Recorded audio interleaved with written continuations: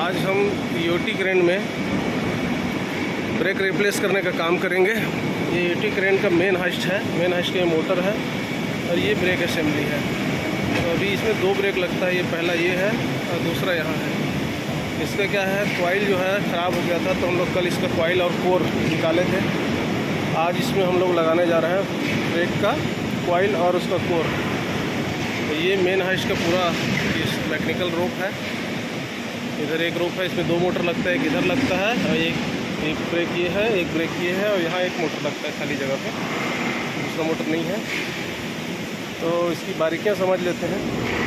ये mechanism mechanical का जिससे ब्रेक को रोका जाता है। तो जब ये ऊपर नीचे होता है प्लेट को, इसी ब्रेक के सहारे से रोका जाता है। अब इसमें हमको यहाँ लगाना है कॉइल लेके आ रहे हैं। तो कॉइल है इसका 500 का साइज़ है। इसका डाया जो रहता है 500 का रहता है। ये जो 3 होल दिख रहा है यहाँ पे लगता है कोर मतलब कॉइल के बीचों बीच लगता है जो मैग्नेट बनता है। और ये वाला पार्ट जो है उसको खींचता है। उसको खींचने से ये होता है कि ये जो लाइनर है, 2 लाइनर लगा रहता है, मतलब ब्रेक शू समझ लीजिए, जैसे गाड़ियों में लगता है। जब ये क्रेन चलती है तो ये ब्रेक मैग्नेट में सब मैग्नेटाइज होता है और ये जो लाइनर है वो खुल जाता है। और जब हम रोकते हैं तो मैग्नेट डीमैग्नेटाइज हो जाता है, सप्लाई ऑफ हो जाता है, फिर ये लाइनर इसको पकड़ लेता है। पकड़ने से ये क्या पूरा फर्स्टिंग जो पैनल है वो रुक जाता है।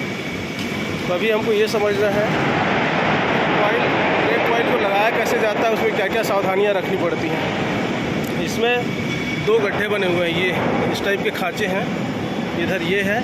इस पर ब्रेक का कॉइल लॉक हो जाता है। लॉक करने के लिए है, अपने को लगाते टाइम इसको ध्यान रखना पड़ता है कि इसमें आके उसमें भी निकला हुआ रहता है गुटका, वो इसमें आके दोनों में फंसना चाहिए। पहला ये देखना है। दूसरा, इसका लीड यहाँ से निकालना होता है। तीसरा चीज़, इसके ऊपर कोर बैठता है। ये कोर बैठता है और इसका बोल्टिंग जो है इसके पीछे से रहता है। ये इधर से जैसे इसमें लगा हुआ है, ये जैसे बोल्ट लगा यहाँ बाहर से, और ये इसका कनेक्शन निकला हुआ है। तो हमको ये 3 बोल्ट जो है टूट गया था अंदर से, उसको हमने ठीक करवा के लाया है। अब इसको इस तरह से असेंबल करना है। ये हमारा ब्रेक कॉइल और कोर आ गया है। ये ब्रेक कॉइल का ये लीड है, कनेक्शन लीड। और इस कॉइल का जो आउटर डाया रहता है इसको बोला जाता है 500 का कॉइल बोलते हैं। और ये राउंड टाइप कॉइल है। इसमें एक चौकोर टाइप एक हाफ राउंड कॉइल भी आता है। इसमें इस असेंबली में लगता है राउंड कॉइल।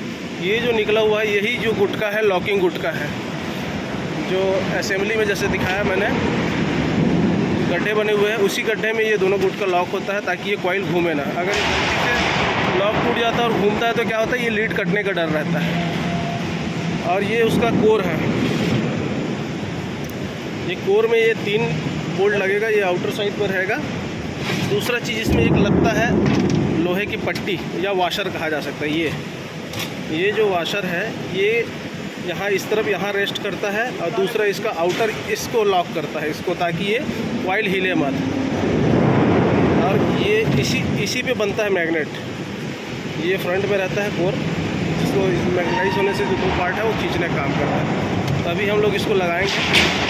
तो लगाने के लिए क्या क्या सावधानी रखना है और कैसे लगाते हैं इसको जानते हैं। अभी लगाने से पहले अभी इसको क्लीनिंग करेंगे। इसमें थोड़ा सा एमरी पेपर मार देंगे और साफ कर देंगे। वैसे ही अंदर भी इसको डिडस्टिंग करना है, थोड़ा क्लीनिंग करेंगे ताकि इसमें कुछ मैग्नेटाइज होने से क्या है, आयरन पार्टिकल का बाबरी जो जम जाता है ना, तो कॉइल लगाने में थोड़ा दिक्कत करता है।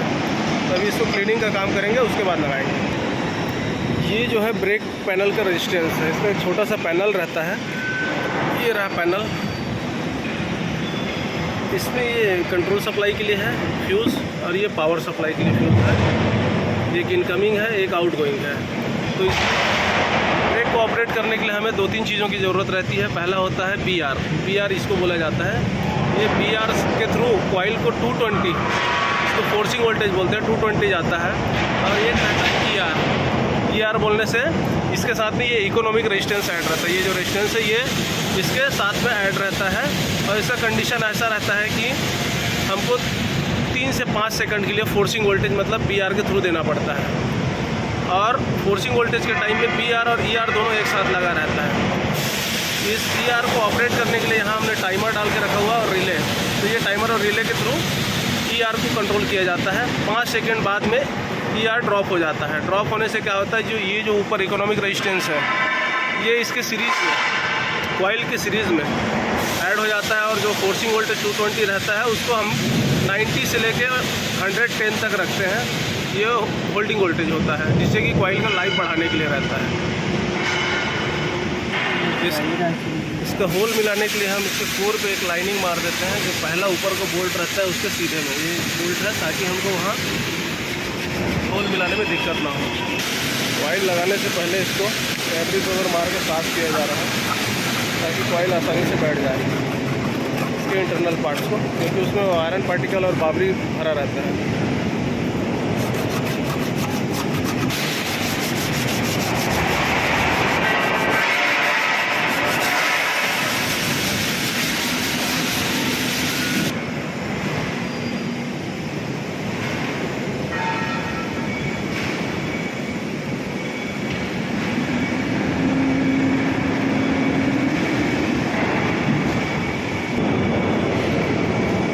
कोर को लगाने के लिए पीछे एक थ्रेड दिया जाता है, ताकि उसे उठाने में आसानी हो। अभी हम इसको चेक कर रहे हैं कि ये कॉइल के अंदर कोर आसानी से जाता है कि नहीं जाता है, क्योंकि लगाने के बाद परेशानी होता है। इसलिए अभी बाहर में ही लगा के एक बार डाल के देख लेते हैं। अगर कहीं पकड़ रहा होगा तो उसको ठीक करेंगे। ये आसानी से चला गया, मतलब ये ठीक है। ठीक है, नहीं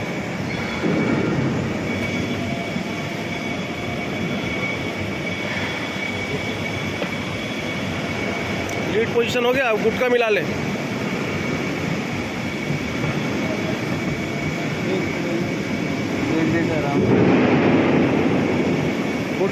गुटका मिलाना है। अब ये गुटका बैठ जाने के बाद ना, ये कॉइल का जो सरफेस है ना, इसका स्ट्रक्चर जो है स्ट्रक्चर के बराबर आके बैठ जाता है। बराबर नहीं रहता, थोड़ा अंदर ही रहता है। अब इसके बाद यहाँ लगाएंगे कोर। चल कोर उठा। कोर पे वो वाशर लगा दे, रिंग।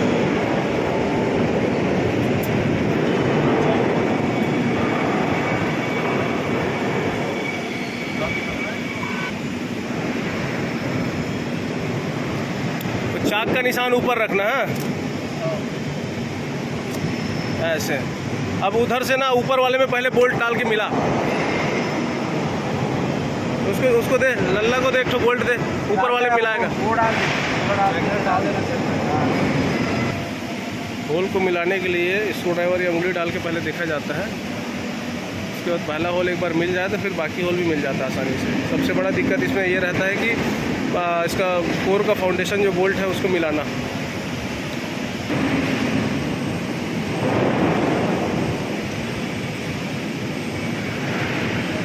फुल टाइट नहीं करना, हाफ टाइट करके रखना है ना। सही थ्रेड पकड़ा है ना।